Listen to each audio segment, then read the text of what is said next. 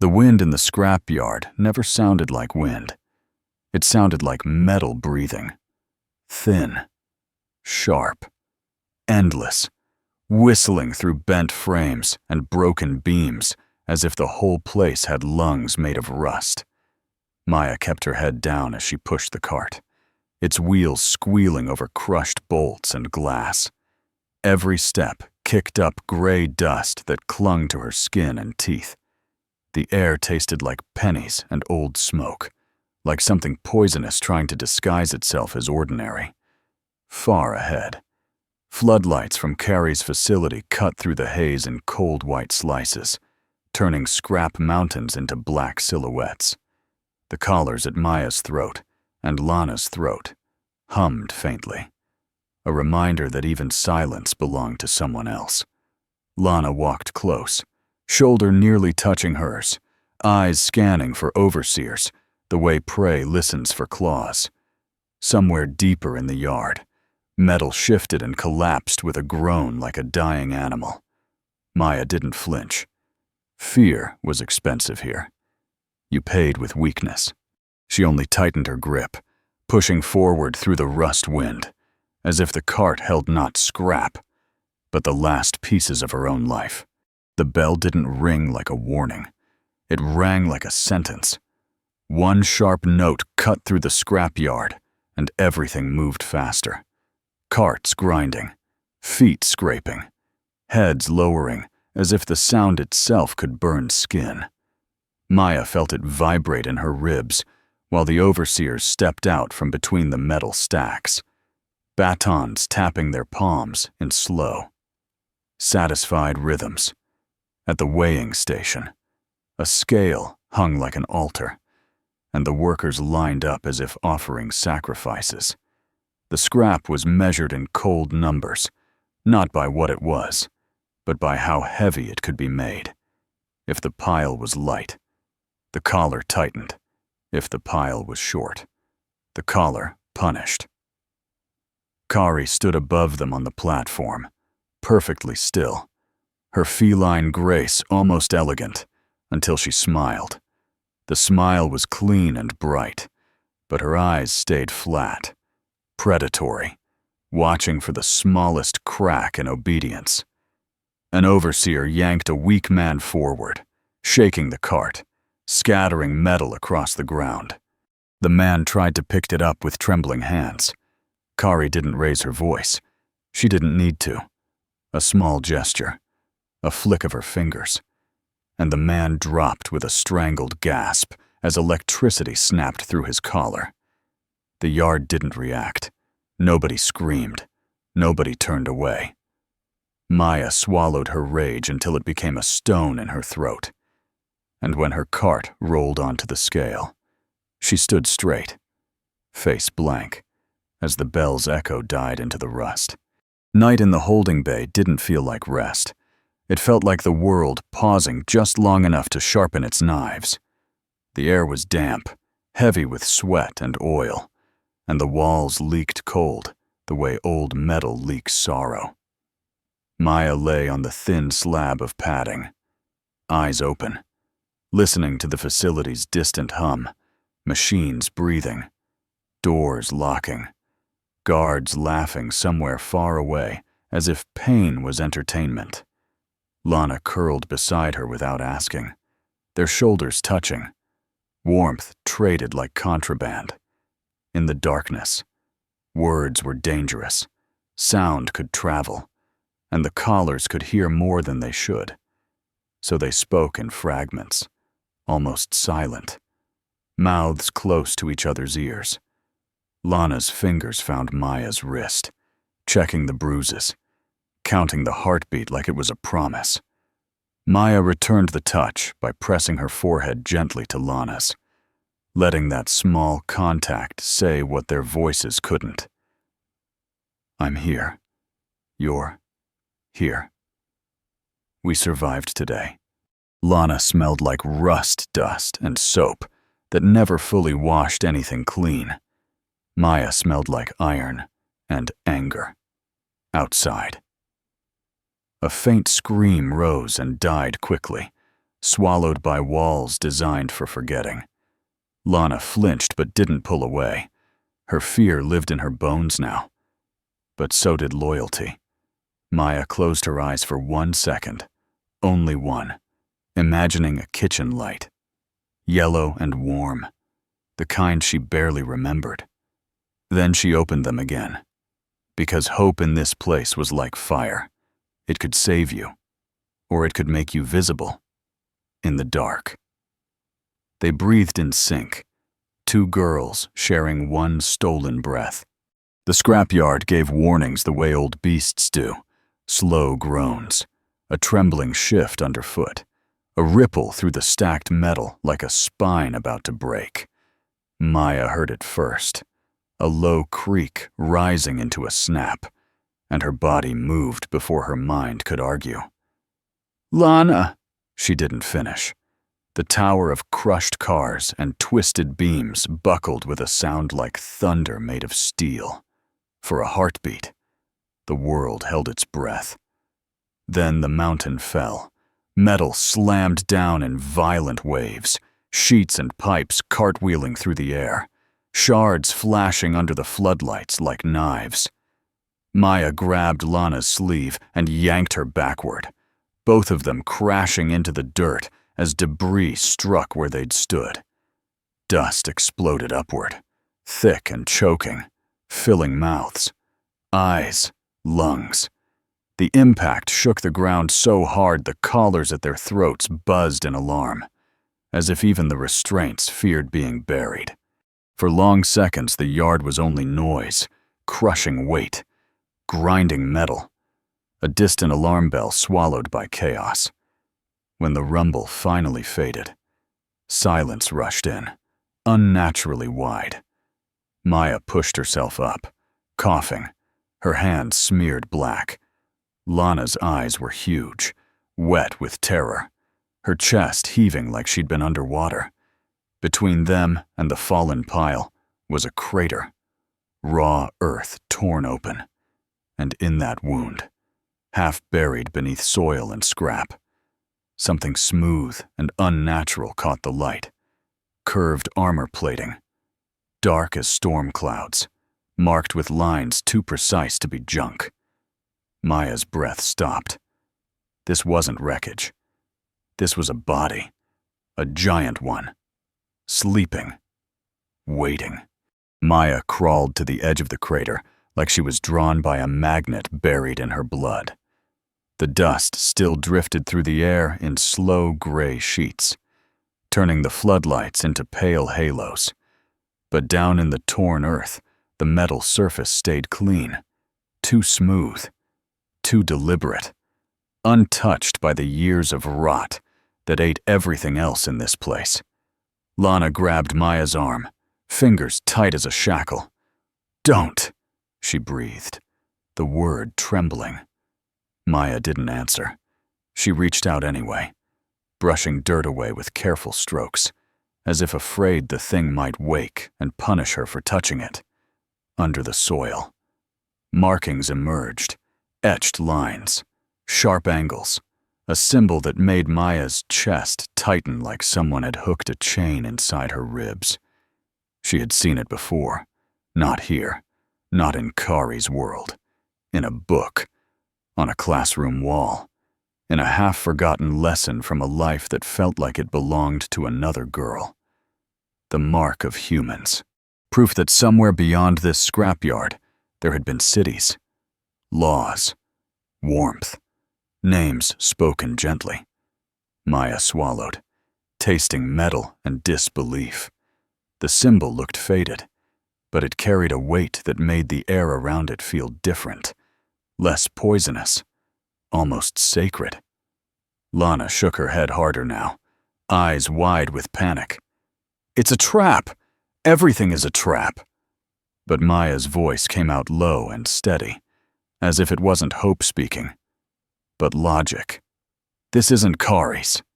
She wiped more dust away, revealing a seam in the armor, like a door hidden in a giant's chest.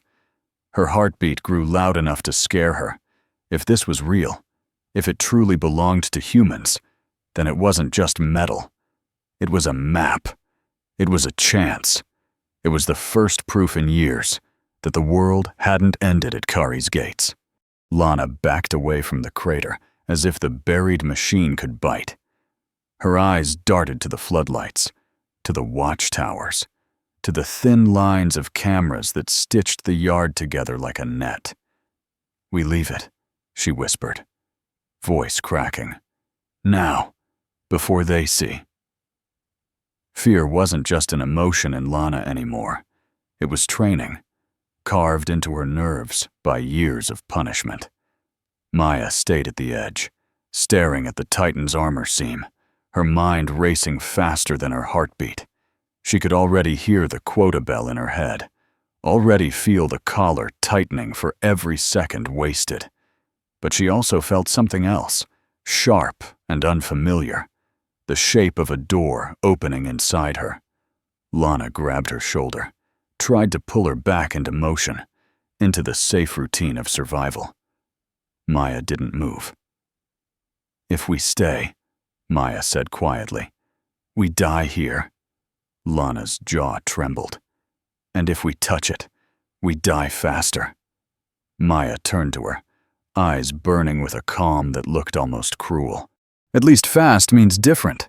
She pointed toward the facility, where Kari's lights cut the sky like blades. "That place takes years from us, piece by piece. This," she glanced down again, voice dropping like a vow, "this could take us out." Lana's face twisted in pain, because hope was the most dangerous thing to carry. Around them, the scrapyard settled, metal creaking as if listening. Somewhere a guard shouted, far away, but the sound made Lana flinch. Maya reached for Lana's hand, squeezing hard. "One chance," she said. "One tunnel, one secret. If we fail together." Lana stared at their linked hands, fighting tears, fighting the instinct to run. Then she nodded, small, terrified, real. The decision landed between them like a stolen weapon. Forbidden, impossible, necessary, and for the first time in a long time, they weren't just surviving the yard, they were choosing a future. The tunnel wasn't a tunnel at first. It was a scratch in the earth, a narrow wound hidden behind leaning slabs of metal where the cameras didn't quite see. Maya worked with her hands because there was nothing else. No shovel, no light. Only fragments of pipe and jagged sheets she could wedge into the dirt like claws. Lana watched the yard while she dug, body stiff with tension, eyes scanning shadows for the glint of an overseer's baton. Every night they returned after the bell, slipping away when the holding bay sank into exhausted silence. The scrapyard helped them hide. It was always groaning, always shifting, always alive with small collapses that swallowed sound. Their fingers bled until the blood dried black with dust. Nails cracked, knuckles bruised, but they kept going, pushing dirt into sacks, dragging it away piece by piece and scattering it under scrap piles so no mound would betray them. Maya measured the angle in her head like she was drawing a map on the inside of her skull, toward the Titan's torso, toward the seam in the armor that felt like a locked door. Sometimes Lana's fear surged so hard she shook, and Maya had to pull her close, forehead touching forehead, sharing warmth like stolen heat. Just one more hand, Maya would breathe. Just one more night, and Lana, swallowing panic, would nod. The tunnel grew inch by inch, a secret artery in a place built to stop hearts. Maya didn't have tools, but she had memory, and memory could be sharpened into a blade.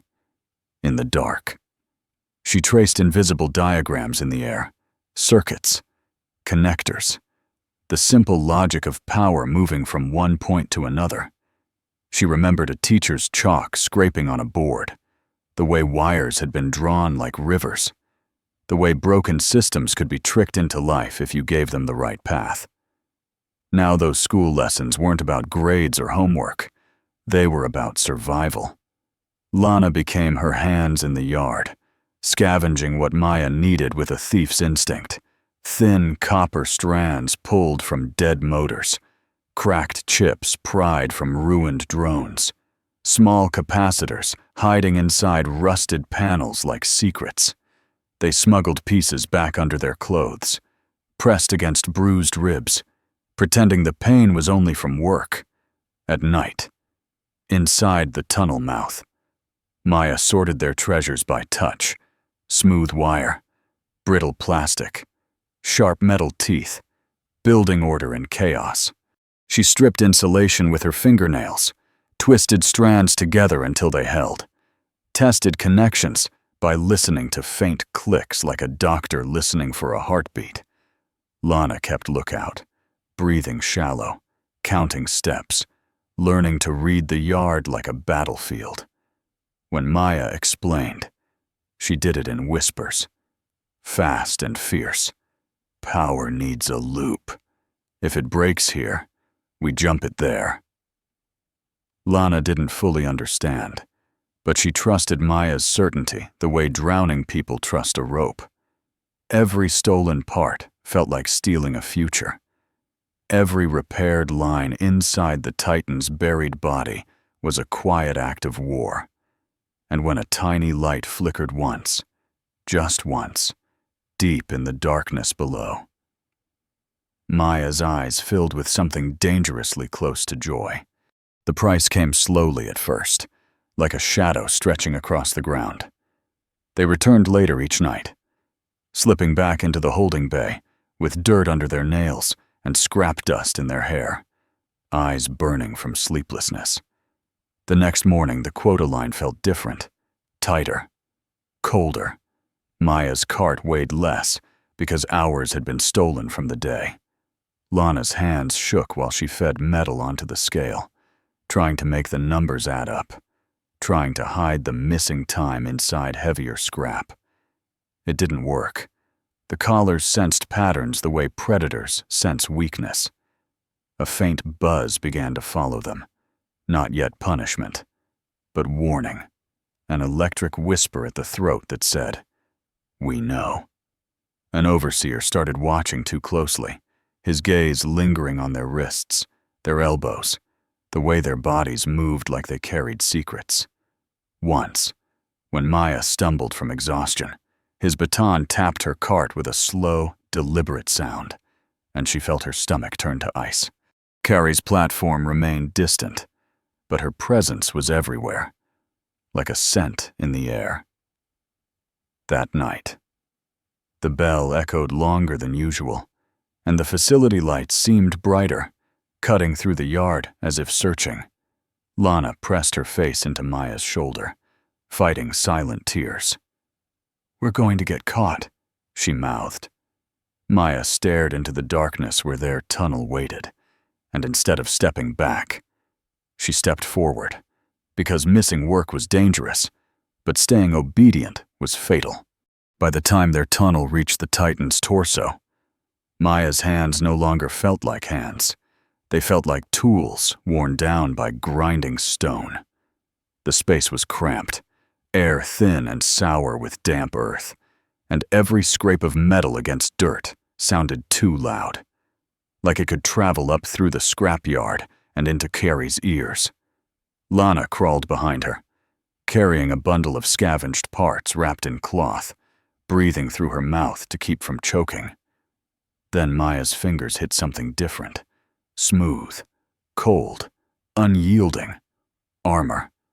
She froze, pressing her ear against it, listening as if the Titan might be alive enough to answer.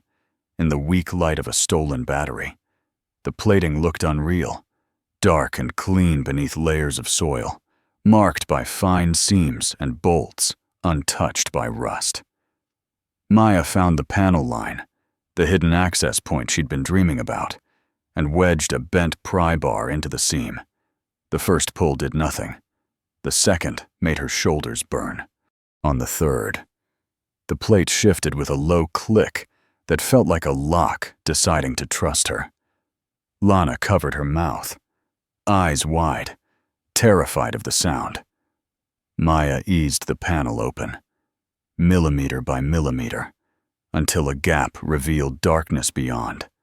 Dry, stale air and the faint smell of old circuitry, like a museum sealed for decades. Maya slipped her fingers inside, trembling, and pulled. The panel gave way. Inside was a hollow chamber, wires like veins along the walls, dust floating like ash in the beam of light. It wasn't just a machine. It was a sleeping giant's chest. Maya swallowed hard, heart pounding, and whispered the only word that felt true. Found you. Inside the Titan's torso, the world changed. The scrapyard's rot and noise became distant, muffled by thick armor and packed earth, as if they'd crawled into the ribcage of a buried god.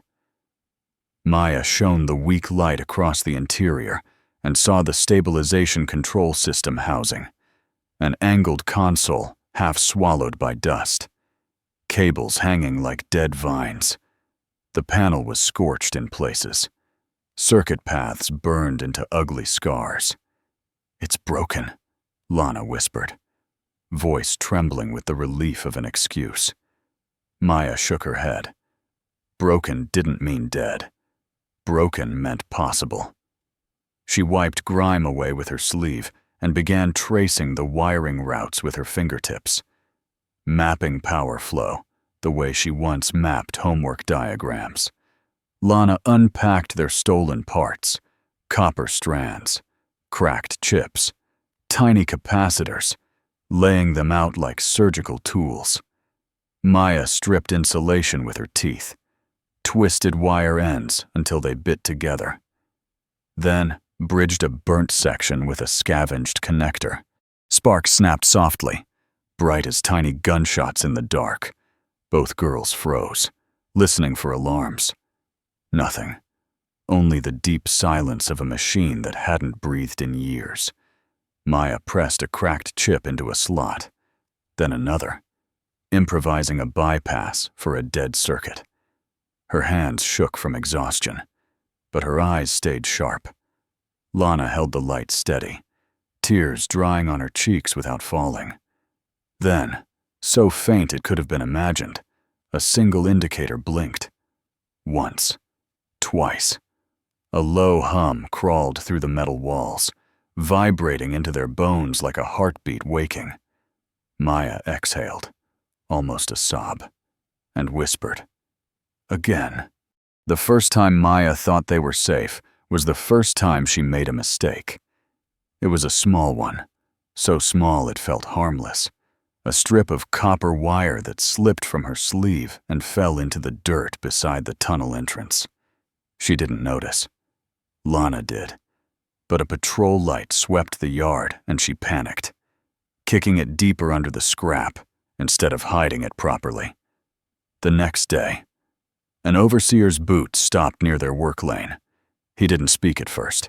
He just stared at the ground, then crouched, fingers brushing the dust as if reading a story written in footprints. Maya kept pushing her cart, face blank, throat tight. Lana's breathing turned shallow, trapped in her chest like an animal. The overseer straightened, eyes narrowing toward a cluster of leaning panels, the blind spot they'd chosen weeks ago. He tapped his baton once against the metal. Clink. The sound cut through the yard sharper than the quota bell. Maya felt the collars hum faintly, the facility sensing tension, feeding on it. Then the overseer walked away without warning, slow and deliberate, like a predator deciding not to strike. Yet. That night, when the floodlights felt brighter and the cameras seemed to turn just a fraction more, Lana whispered, trembling. He knows. Maya didn't deny it. She only tightened her grip on the stolen parts and said, almost to herself, then we don't have time anymore. The moment the Titan answered them, the air inside the torso changed, charged, awake, dangerous. Maya's patched lines finally held, and a cold ripple of power ran through the walls like blood returning to dead veins. The console in front of her flickered, its screen coughing up light through years of darkness. Symbols crawled across it in rigid order. Diagnostics, status checks, warnings layered like scars. Lana held her breath so tightly her chest ached. A low tone vibrated under their feet, deep enough to feel in teeth.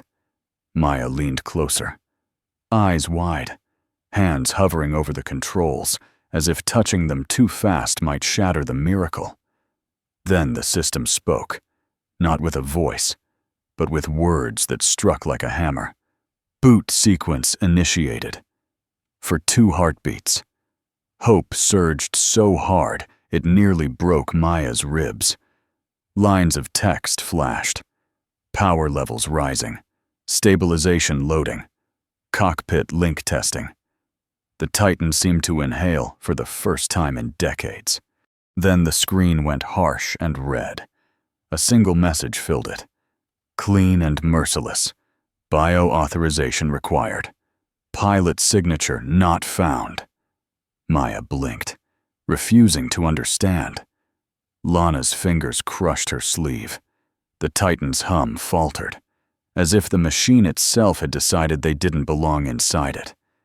The light dimmed, not dying, but withdrawing, like a door being shut. Maya swallowed the taste of panic and metal, staring at the rejection as if sheer will could rewrite it. "No," she whispered, voice raw. "We're right here." Maya refused to let the red warning be the final word. She stared at the console until her eyes burned, then began digging through the interface the way she dug through earth, patient, stubborn, willing to bleed for answers. The system menu was old, layered with locked folders and corrupted logs, but Maya found cracks in it, like broken teeth in a trap. Her fingers traced the edge of a flickering tab marked with faded symbols, half erased by time. Lana whispered, "Stop. What if it alerts them?" Maya didn't stop. She pressed harder, forcing access through damaged pathways, rerouting commands the same way she'd rerouted wires. The screen stuttered, a harsh blink. Then a hidden file opened, text scrolling fast like a confession trying to escape. Most of it was fragmented. Dates, coordinates, a list of names cut off mid-line. But one message remained intact, stamped deep in the Titan's memory like a scar. "If you see this, they already won once." Maya's throat tightened. The words didn't sound like machine language. They sounded like a human whisper left behind in panic. Lana leaned closer, eyes wide, reading it twice as if the meaning might soften on repeat. The next line flickered in and out, barely holding. Buried on purpose. Betrayal from inside. Maya felt cold spread through her chest. The Titan wasn't just lost. It was hidden, deliberately silenced. And if humans were involved in burying their own war machine, then Kari's facility wasn't just a monster's kingdom. It was part of a larger, uglier design. Maya stared at the message until the screen dimmed again, the words searing into her mind like a brand. Then she whispered, not fear, but certainty. Someone built this hell. After the hidden message, the facility no longer felt like a cage built by claws. It felt like a machine built by hands. Maya crawled back through the tunnel with the words burning behind her eyes. They already won once, and suddenly every detail looked different. The cameras weren't random. They were placed with precision. The quotas weren't cruelty for entertainment. They were calibration. Even the scrapyard itself, massive and toxic, was organized like a harvesting field. Someone had planned this. Someone had measured how much suffering could be extracted before bodies broke. Kari was still terrifying, still the face of punishment. But Maya began to see her as something else too, an instrument, not the composer. The thought made her stomach twist. Lana whispered that they should stop, that the Titan was impossible, that the message proved it was doomed. But Maya couldn't unsee the truth forming like a shadow in her mind. If the Titan had been buried deliberately, then someone feared what it represented. Not power, but exposure. A buried war machine was a secret no one wanted found, and secrets meant higher masters, deeper deals, and enemies who didn't wear fangs on their faces.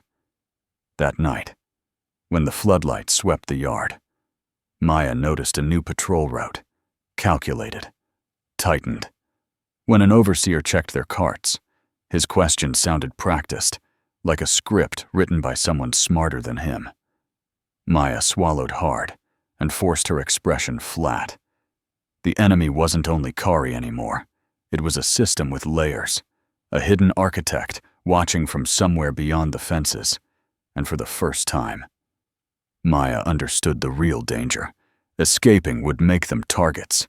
If they woke the Titan, they wouldn't just be running from a monster. They would be running from whoever built the monster's world. Kari came down into the yard at dusk, and the air changed the way it does when a storm arrives. Quiet, tense, waiting for impact. She moved between the scrap stacks with slow, graceful certainty, boots never slipping on the oil-slick ground, her shadow stretching long under the floodlights. The overseers straightened as she passed, suddenly nervous, suddenly eager, as if her approval was oxygen. Maya kept her eyes down, but she felt Kari's presence like a blade hovering near skin. Kari stopped at the weighing station and watched the scale with amused patience, head tilted, lips curved in a smile that looked almost kind from a distance. Up close it was worse, too clean, too controlled, like a mask made for cruelty. She spoke softly, praising those who met quota, letting her voice glide like velvet over fear. Then her gaze flicked to the workers who came up short, and the velvet turned to ice. "Dreamers," she murmured, almost playful. "Always forget what the collar remembers." A few people flinched at the word. Maya felt Lana's body stiffen beside her, breath catching. Kari stepped closer, close enough that Maya could smell faint perfume mixed with cold metal. Her eyes didn't blink. They searched. Faces, hands, posture, looking for cracks in obedience. Kari's smile widened, as if she'd found something interesting, something hidden. She didn't accuse. She didn't need proof. The way she lingered was proof enough that suspicion had begun when she finally walked away. The yard exhaled too late. Maya swallowed hard, forcing her heartbeat to slow, because Kari's smile wasn't relief. It was hunger, and hunger meant the hunt had started. The overseer didn't follow them like a fool. He followed them like a shadow that knew patience. For days he kept his distance, appearing only in the corner of sight, leaning against a scrap tower, walking the lanes one step behind, pretending to count metal while his eyes counted something else. Maya felt him before she saw him, the way prey senses weight in the grass. Lana noticed too, her shoulders tight, fingers trembling whenever she lifted scrap into the cart. The yard itself seemed to betray them. A disturbed patch of dirt near the blind spot, a fresh scrape on a panel they'd shifted, a faint copper glint from a wire that should have been hidden deeper. Small signs, but in a place built on surveillance. Small signs were screams. One afternoon, the overseer stopped by their lane, baton tapping slowly against his palm, and asked casual questions that weren't casual at all, where they found certain scrap, why their cart paths changed, why their hands looked so raw. Maya kept her voice empty, answering like a machine, while her mind raced through lies and exits. Lana nearly broke when the overseer crouched and picked up a twisted copper strand, turning it between his fingers like a clue. He didn't punish them then. That was what terrified Maya most. He stood, met her eyes for the first time, and smiled the kind of smile Kari wore, thin, satisfied. "Careful," he said, voice low. "The yard swallows people." Then he walked away, leaving the copper strand on top of Maya's cart like a warning token. Lana's breath shook. Maya stared at the metal, cold spreading through her chest. The trail wasn't a mistake anymore.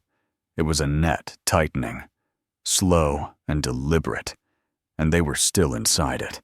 It happened at midday, when the yard was loudest and the quotas were being weighed like judgments.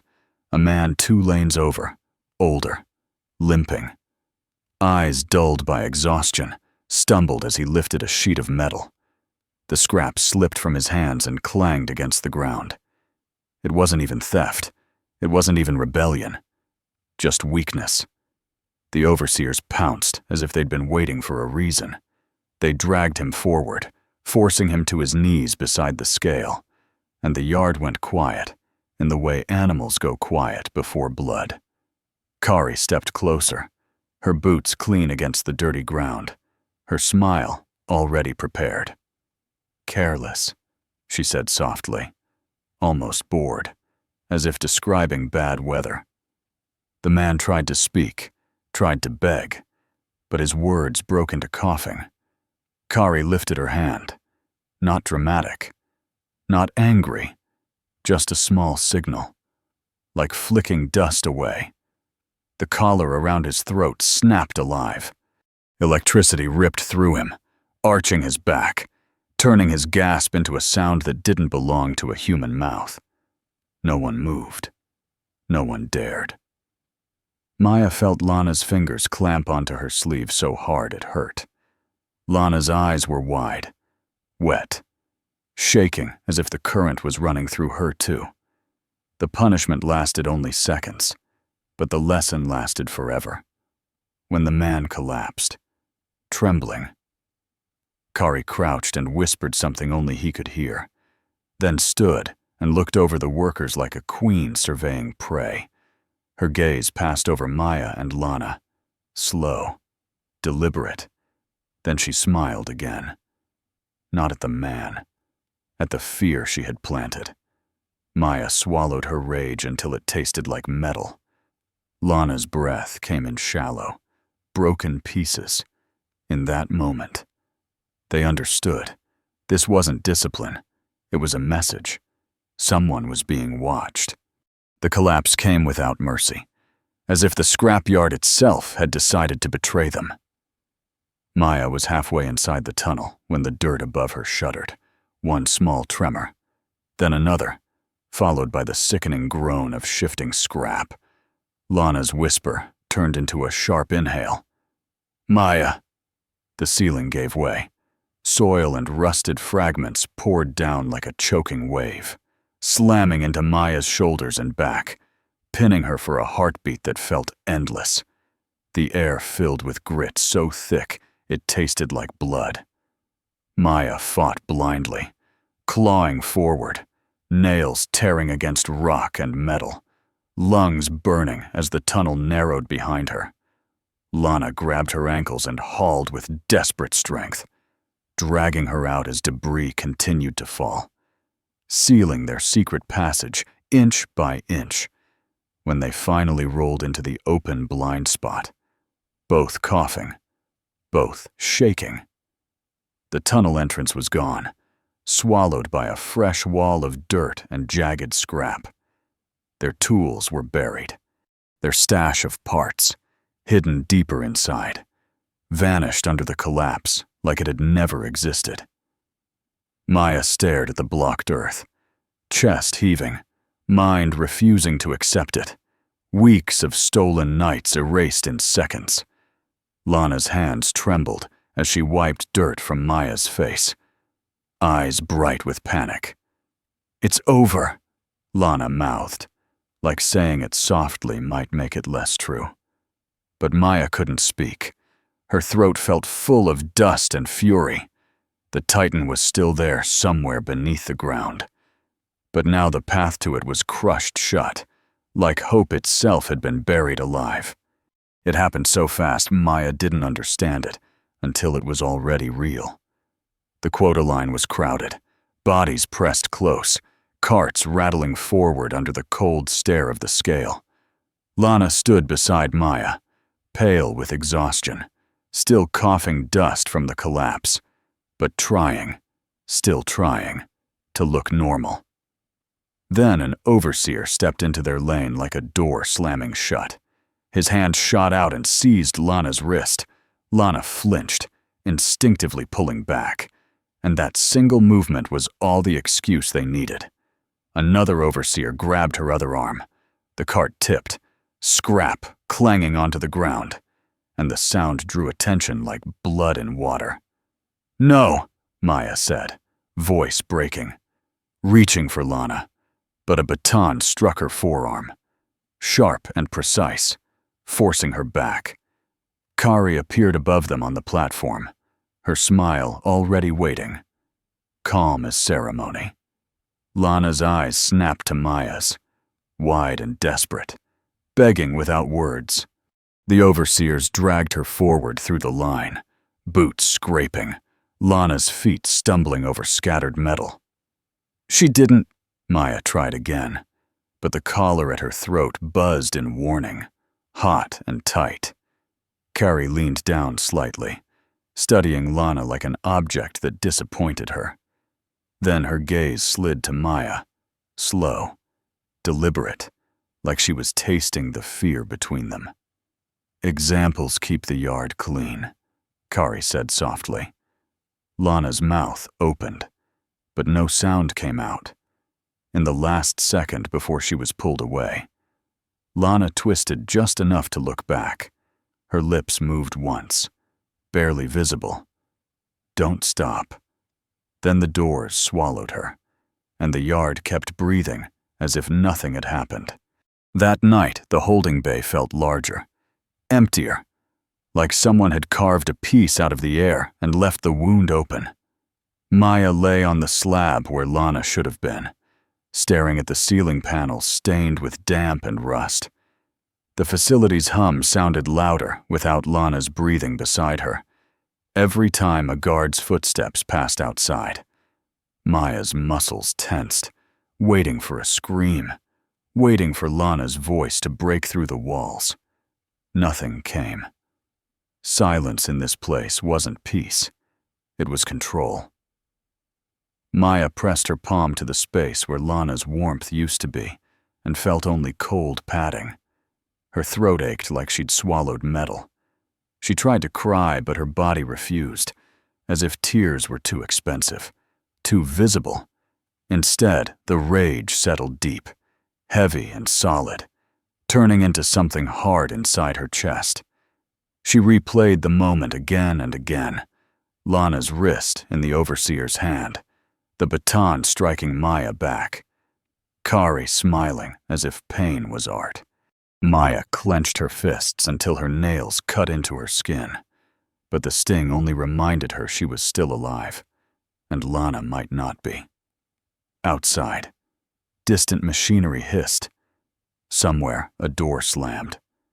Maya listened the way starving people listen for food. She thought of the Titan buried under the yard, thought of the tunnel crushed shut, thought of all their stolen nights erased like they never mattered. The hopelessness tried to wrap around her like a blanket. Then she remembered Lana's lips forming two words: "Don't stop." Maya inhaled slowly, tasting dust and anger, and whispered back into the dark, "I won't." Midnight turned the scrapyard into a graveyard of metal. The floodlights dimmed to their lowest setting, leaving long shadows that looked like open mouths between scrap piles. Maya moved alone, barefoot to soften her steps, slipping through narrow corridors of crushed cars and twisted beams where the air smelled of oil, rot, and damp earth. The wind had changed. It carried the stench of decay more sharply at night, as if the yard exhaled everything it hid during the day. Maya's collar hummed softly, sensing movement, reminding her that even darkness had rules. She walked without a plan at first, mind hollow from exhaustion, heart heavy with the absence of Lana's breath. Somewhere deep in the facility, a faint scream rose and died quickly, cut off like a wire. Maya froze, her stomach twisting. She imagined Lana's face in that sound. Her knees threatened to give. For the first time, surrender felt tempting, not because Maya wanted to obey, but because fighting without Lana felt like trying to lift a mountain with broken arms. She leaned against a cold sheet of steel, head lowered, and let the yard's silence press on her shoulders. In her mind, she saw a future where she stopped resisting, where she met quotas, kept her head down, survived long enough to forget she ever had dreams. The thought made her nauseous. Maya lifted her face into the night air, eyes burning, and realized the truth. Surrender wasn't safety. It was just a slower death. Her hands clenched, her breathing steadied, alone in the metal graveyard. Maya made a decision that felt like lighting a match in a storm. If Lana was still alive, Maya would reach her. If Lana wasn't, then Maya would burn this place down anyway. The words returned to Maya the way a heartbeat returns after drowning. Hard, painful, undeniable. Escape doesn't make you free. Only what you choose after does. She had heard them once from an older worker, spoken like a warning, and now they echoed in her skull with a new meaning that tasted like iron. Freedom wasn't only running. Freedom was ending the hands that kept pushing children into cages. Maya stared at the facility lights in the distance, white and cold against the dark sky, and felt something shift inside her, fear turning into purpose, grief turning into a weapon. If she escaped alone, Kari would replace her. Another girl would wear the collar. Another child would learn to swallow screams. Maya couldn't accept that. Lana's absence wasn't a reason to quit. It was proof that obedience would never save them. Maya started moving again, faster now, not drifting, but hunting for a path. She traced the yard like a map, counting cameras, patrol gaps, the weak places where scrap piles leaned like rotten teeth. Her body was exhausted, but her mind sharpened. She remembered the Titan's hidden message, betrayal, buried on purpose, and the idea made her chest burn hotter. Someone had built this hell. That meant someone could be exposed. The Titan wasn't just an escape vehicle anymore. It was a signal. It was evidence. It was a hammer meant to smash more than walls. Maya swallowed the last softness in her throat and replaced it with steel. She would not simply flee into the dark and call it victory. She would make the world look. She would force justice to arrive, even if it came late, even if it came through fire. And in that moment, Maya understood she wasn't chasing freedom anymore. She was chasing meaning. Maya returned to the buried Titan like a thief returning to a crime scene. Heart hammering, mind cold.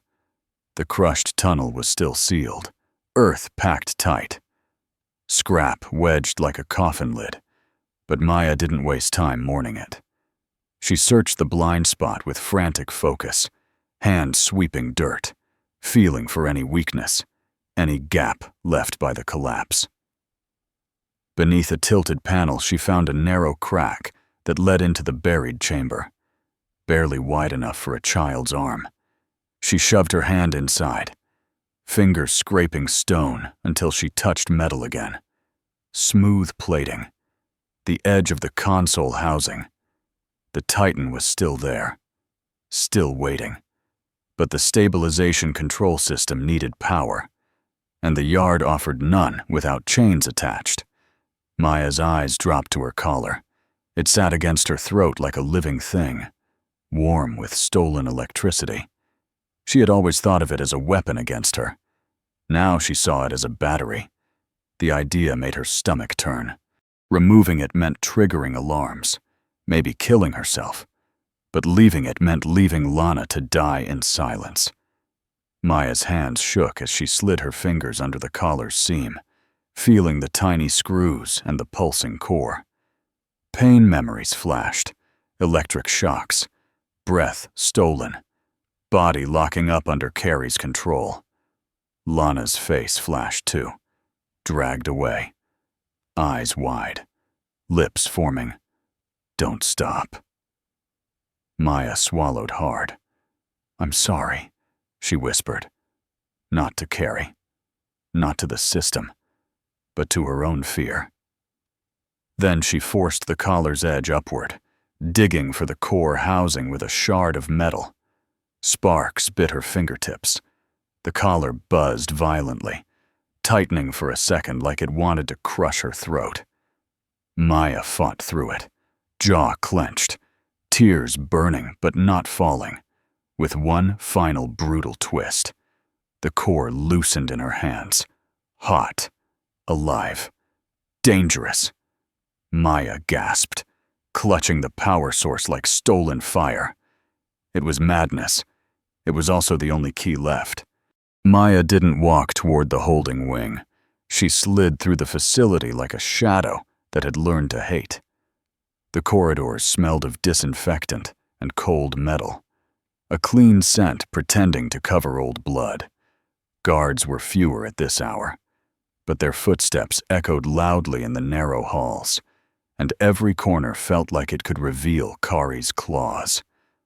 Maya kept the collar core hidden under her shirt, its heat burning her skin like a secret. She waited behind a support pillar, counting patrol timing the way she once counted minutes in school, then moved when the gap opened. A storage door wasn't fully sealed.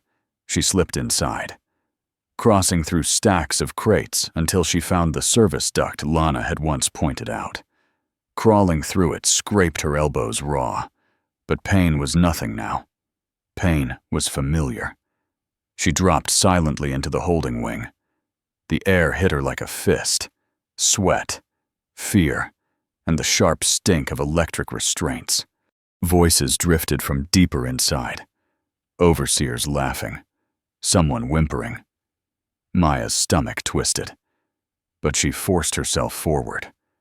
Then she saw Lana, chained to a low rail, head bowed, hair stuck to her forehead, wrists marked red. For a heartbeat, Maya froze, terrified Lana would look up and not recognize her anymore. But Lana's eyes lifted, slow, dull at first, then widened as if her soul had been dragged back from darkness. Maya. It was barely a sound. Maya rushed to her, fingers shaking as she worked the lock with a stolen shard. Sweat pouring down her back. The click felt louder than gunfire. Lana swayed when she stood, knees folding, body weak from punishment. Maya caught her before she fell, wrapping an arm around her waist, holding her tight. Lana's breath hitched, and she pressed her face into Maya's shoulder like a child. Maya whispered into her hair, voice cracked but fierce. "No more," she said. "Not tonight. Not ever again." Then she dragged Lana into the corridor shadows, and together they ran, two ghosts sprinting toward a buried giant. The Titan's torso swallowed them again, but this time it wasn't sanctuary, it was a ticking bomb. Lana lay against the inner wall, barely breathing, eyes half open, while Maya crawled to the stabilization control system, with the collar core clenched in her fist like a stolen heart. The console flickered weakly, still rejecting them, still waiting for power it didn't have. Maya tore away the last protective cover on the core housing, exposing the glowing cell inside, hot enough to sting, alive enough to hum. Maya. Lana's voice was thin, frightened. If it shocks you. Maya didn't answer. She couldn't. If she spoke, she might fall apart. Instead, she pressed the core to the Titan's burnt circuit rails and forced contact. Sparks snapped bright in the dark, sharp as insect bites, and the smell of ozone flooded the chamber. The collar core screamed in her palm, fighting like a trapped animal, trying to discharge into her skin. Maya's muscles locked for a second, teeth clenched so hard her jaw ached. Lana crawled closer, trembling, and grabbed Maya's wrist to steady it. Their hands overlapped, small hands holding fire. The Titan responded with a deep, hungry vibration. Lights surged along the console in fast pulses, like veins filling with blood. The cockpit screen flared, then stabilized into a clean blue glow. Warning text flashed, then vanished. Overridden by brute force power, the hum grew into a low roar beneath their feet, ancient systems waking, stabilizers recalibrating. Maya exhaled a broken breath, almost a sob. Lana stared at the glowing interface, disbelief shaking her face. The Titan wasn't asleep anymore. It was waking up angry, and they were the ones holding the match. The Titan rose the way nightmares rise, slow at first, then unstoppable. The ground shuddered, dirt cascading from the armor as if the earth itself couldn't hold it down anymore. Maya and Lana clung to the cockpit rails while the Stabilization Control System screamed through recalibration, lights flashing in violent rhythm. Outside, the scrapyard cracked open. Metal piles slid aside like toys pushed by an invisible hand. Then the Titan's shoulder broke through the surface, followed by its head, its massive frame unfolding with a deep mechanical groan that shook the floodlights. Alarms erupted across the facility, red beams slicing through smoke and dust. Overseers ran, shouting orders that dissolved into panic the moment they looked up and saw the giant standing over them. Maya's fingers found the control grips, trembling, then tightening. The Titan's vision feed cleared. The yard, the watchtowers, the cages, the torture wing. Every cruel structure laid out like targets. Lana whispered, voice broken. "Is this real?" Maya didn't answer. She pushed forward. The Titan took its first step, and the ground answered with thunder. A watchtower snapped in half beneath its heel. Floodlights burst like glass stars. Gunfire rattled from below, pathetic against armor that didn't even flinch. Maya's hand slammed a command. Energy built in the Titan's arm, bright, humming, dangerous, then released in a single bolt that tore through the torture chamber wall, turning it into fire and falling steel. The sound was not an explosion. It was liberation ripping through concrete. Lana's breath hitched, tears streaming silently as the cages broke apart under collapsing debris. The facility that had owned them for years began to die in minutes, and inside the cockpit, 2 children sat in the heart of a war machine, steering revenge like a storm. The Titan's rampage didn't just shake the ground, it shook the sky. Somewhere far above the ash-gray cloud layer, a dormant system heard the impossible signal. An ancient human war Titan reactivated after decades of silence. In orbit, sensors flared, alarms rising through the decks of a massive ship like a tide. A human dreadnought shifted its posture in space, engines igniting with a low blue burn, turning slowly toward the planet as if waking from sleep. Command screens filled with data, power spikes, energy signatures, impact waves, too large to be natural, too precise to be random. The ship descended through cloud and smoke, its shadow swallowing the wasteland below. Floodlights from the dreadnought cut down like pillars, scanning the scrapyard and the burning facility with surgical calm. Soldiers in sealed armor lined the bay doors, weapons ready, voices clipped and tense. Confirm pilot ID. No signal. Repeat. No authorized pilot signal. When down on the surface, the Titan's energy output flickered, unstable, running on borrowed fire, and as the dreadnought's landing craft roared downward, the first human eyes to witness the destruction realized the truth with shock tightening their throats. This wasn't a battle between armies. This was a prison breaking open. This was a legend waking up angry. Kari didn't run like prey. She ran like someone retreating to a safer throne. As the Titan tore watchtowers apart and flames climbed the facility walls, Kari slipped into the command corridor with controlled speed, her expression calm enough to be terrifying. Maya saw her on the Titan's feed, small, fast, heading somewhere deeper than panic would go. "She's not escaping," Maya muttered, steering the Titan forward. But Lana grabbed her sleeve and pointed at the map overlay blinking on the cockpit screen. Kari wasn't moving toward the exits. She was moving toward the hub. The central command door opened for her without hesitation, security codes reacting like loyal servants. Inside that room, the air was colder, cleaner, lit by panels of blue light and human interface grids. And there, waiting like he had been expecting this night all along, stood a man in a crisp uniform, untouched by smoke. Human. Not an overseer, not a slave, a commander. He watched the chaos through glass screens with the bored gaze of someone observing machinery.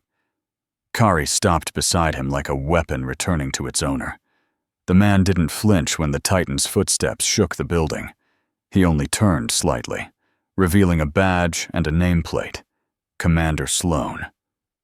Maya's stomach dropped. The hidden message burned in her mind. Betrayal from inside. This was the shape of it. Sloan leaned toward Kari and spoke with quiet authority. Not fear. Kari's smile returned. Smaller now, almost obedient. Maya realized then the worst truth. Kari wasn't the architect. Kari was the face, the claws, the performance. The mind behind the cage was human. And in that moment, Maya understood what this fight truly was, not just against a monster, but against the hand that hired monsters and called it business. Warm light felt unreal after years of floodlight cruelty. In the medical bay of the dreadnought, Maya sat wrapped in a thermal blanket that smelled faintly of clean fabric and antiseptic, her hands trembling as if they didn't remember how to be empty. Lana sat beside her, knees pulled up, eyes half closed, while a medic scanned bruises and burns with gentle movements that made her flinch anyway. No one shouted, no caller hummed. The silence here wasn't control, it was safety. And safety was almost harder to trust than pain.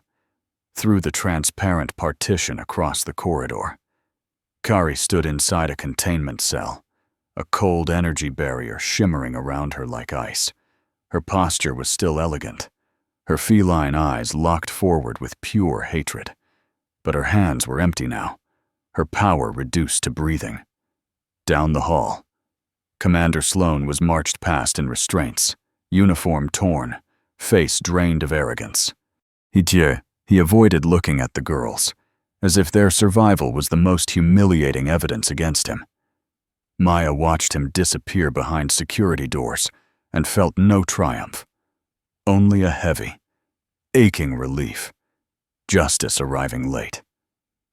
But arriving, Lana's fingers slowly found Maya's hand and squeezed. A small human anchor in a world that had tried to turn them into objects.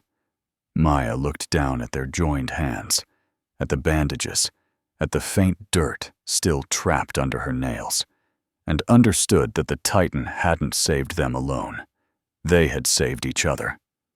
The medic adjusted Lana's blanket, dimming the light slightly to let her rest. Maya leaned back, staring up at the soft ceiling glow, and whispered so quietly only Lana could hear. "We survived." Lana's eyes opened just enough to meet hers. Maya continued, voice steady now. Not revenge, but promise. Now we decide what we become.